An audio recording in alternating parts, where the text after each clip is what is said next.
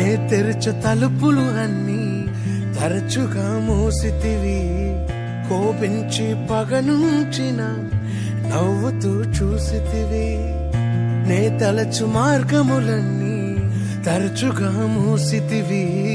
కన్నీళ్లతో దుఃఖించిన కౌగిలిలో దాచితివి. మూయుటకు కారణం నీ ముక్కునికి తెలిసినదే. అడిగిన దానికంటే అధికమే పొంది తినే. మూయుటకు కారణం ఇప్పుడే తెలిసినదే.